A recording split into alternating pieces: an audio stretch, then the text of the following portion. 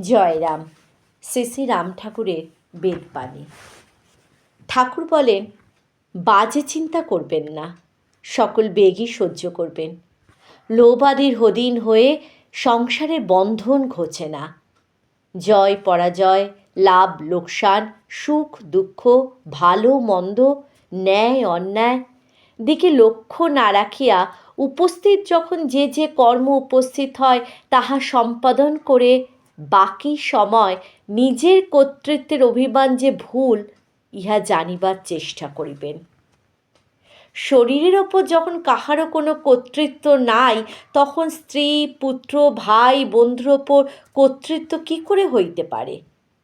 এই সকল বিচার করে সর্বদা প্রাণ যাহা শরীরের মধ্যে আছে তাহার দিকে লক্ষ্য রেখে নাম করিবেন।